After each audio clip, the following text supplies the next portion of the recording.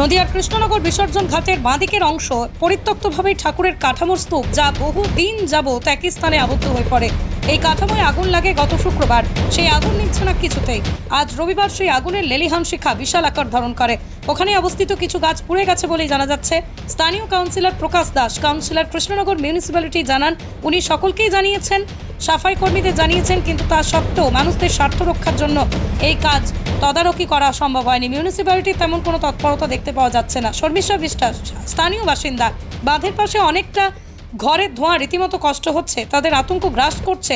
এই বিষয়টি নিয়ে তিনি বেশ পদক্ষেপ নেওয়ার কথাই জানাচ্ছেন। প্রত্যেকের কথাই এক। অলোক মৈত্র, সদস্য জলঙ্গি নদী সমাজ ও সমাজকর্মী, বললেন কৃষ্ণনগর মিউনিসিপ্যালিটির গাফিলতি তাকে হতাশ করেছে।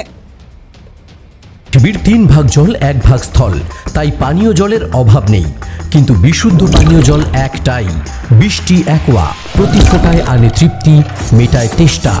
বৃষ্টি অ্যাকোয়া, বিশুদ্ধ পানীয় জল। হ্যাঁ, আপনি এখানে এসে কি দেখলেন? আমি এখান দিয়ে যাচ্ছিলাম, যেতে নিয়ে হঠাৎ দেখলাম যে প্রচণ্ড ধোঁয়া বেরোচ্ছে এবং একটা আমাদের ফায়ার ব্রিগেড দাঁড়িয়ে রয়েছে। তা আমার ঔৎসুক্য জাগলো যে কি হলো হঠাৎ নদীর ধারে। তা আমি এলাম, এসে দেখি যে এখানে আগুন লেগেছে।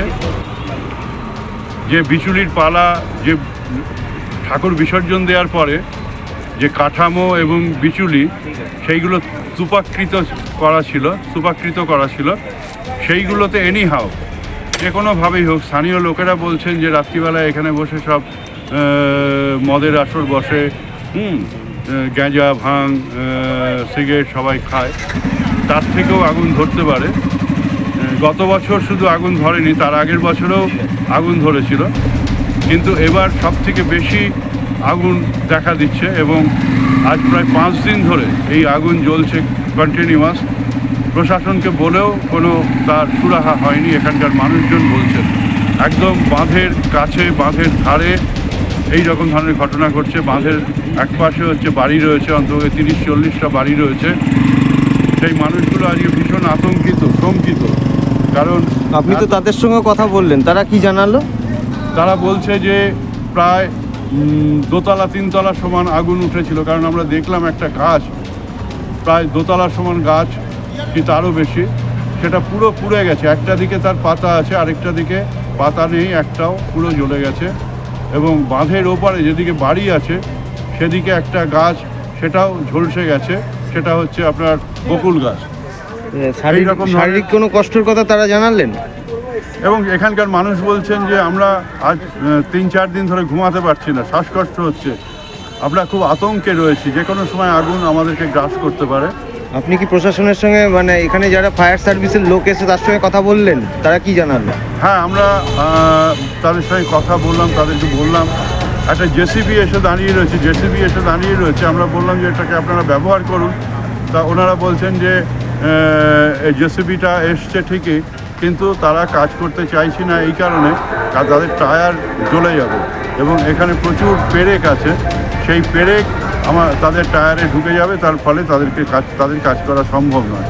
সেই জন্য এই জেসিবিটাও দাঁড়িয়ে রয়েছে। কিন্তু তারা যদি জেসিবি দিয়ে যদি এই বিচুলির পালাটা ভেঙে দিত, তাহলে পরে দ্রুত আগুনটা নেভানো সম্ভব হতো। কারণ এই বিচুলির তলায় আগুন জ্বলছে, ধিকি ধিকি করে আগুন জ্বলছে। যখনই এক জায়গায় নিভছে তো আরেক জায়গায় জ্বলে উঠছে দাউ দাউ করে।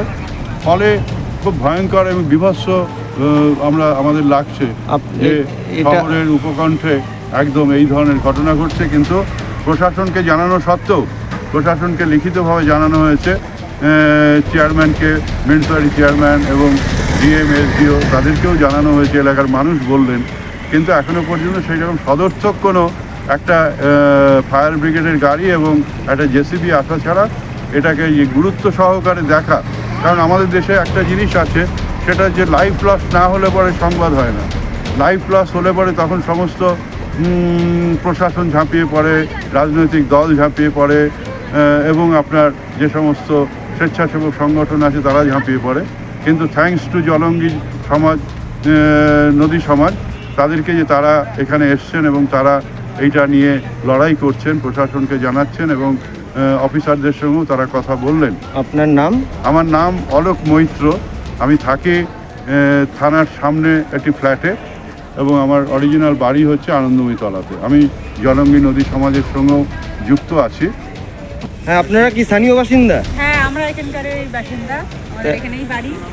এটা কি মনে হচ্ছে, মানে কি আপনাদের কি অসুবিধা হচ্ছে? ভয় লাগছে নাকি? ভয় লাগবে না, এটা জাস্ট 4 দিন ধরে এরকম আগুন জ্বলছে, ধোঁয়া উঠছে, আমরা থাকতে পারছি না, ধোঁয়ার শ্বাসকষ্ট হচ্ছে। হ্যাঁ, ফায়ার ব্রিগেডকে ফোন করে করে সব এসেছিল কমিশনার, এই যে আগুন নিয়ন্ত্রণ হয়েছে খানিকটা। এই ভয়াবহ আগুনটা মানে বাড়াটা কতদিন ধরে হচ্ছে? বাড়াটা আজকেই হয়েছে, পরশুদিনে হয়েছিল, কিন্তু পরশুদিনে অতটা হয়েছিল না, ফায়ার ব্রিগেড নিভিয়ে গেছিল, কিন্তু আজকে অতিরিক্ত সকাল থেকে শুরু হয়েছে।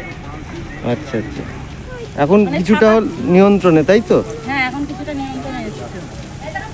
আপনারা কি চাইছেন এটা আমরা তাড়াতাড়ি? চাইছি যাতে এরকম না হয়, মানে আমরা রাতে ঘুমাতে পারছি না, 4 দিন ধরে একভাবে এরকম হচ্ছে, তো আমাদের ভীষণ কষ্ট হচ্ছে যে কখন আমরা ধরে পড়ে সব মরে যাব। কি ধারণা, মানে কিভাবে আগুনটা লাগলো? আগুনটা কিভাবে লেগেছে, এখানকার সব গ্যাজা খেয়েছে, ওখানে গ্যাজা বিড়ি টিড়ি খেয়ে নিশ্চয়ই এখানকার লোকেরাই করেছে। আর মেন কথা, আমরা চাই না যে এখানে এরকম ভাবে রাখুক। আচ্ছা আচ্ছা, হ্যাঁ, আমরা চাই যাতে এরকম বিপদ আর না ঘটে।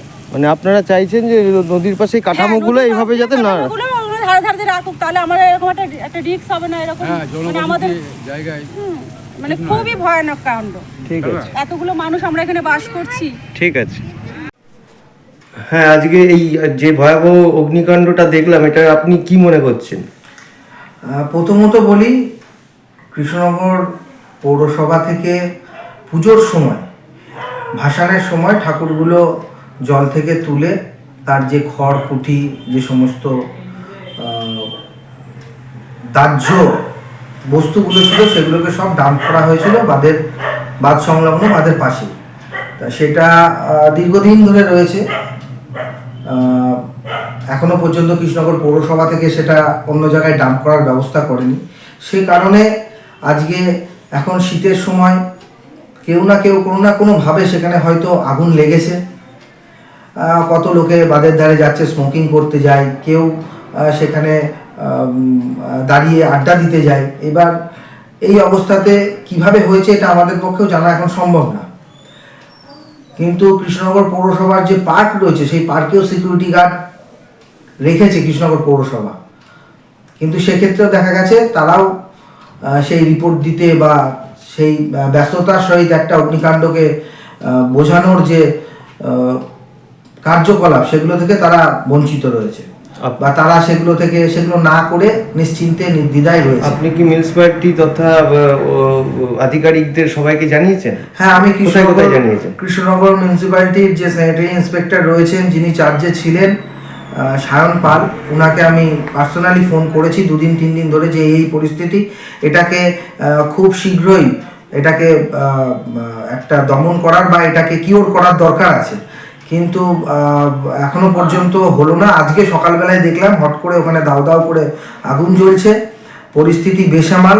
আমি সেখানে স্পটে পৌঁছাই কিছুক্ষণের মধ্যেই, কিন্তু স্পটে পৌঁছে আমি কি করব, আমার তো কাছে, আমি দমকলে ফোন করেছি, দমকল থেকেও এর আগে এসেছে, দমকল বলছে যে ওখানে যদি যে ডাম্পটা হয়েছে সেই ডাম্পটা যতক্ষণ না পর্যন্ত ছড়িয়ে দেওয়া যাচ্ছে, সেই আগুনটা ছড়িয়ে নেভানো যাচ্ছে, ততক্ষণ দমকলের কর্মীরাও পুরোপুরিভাবে আগুন নেভাতে সমর্থ হচ্ছে না।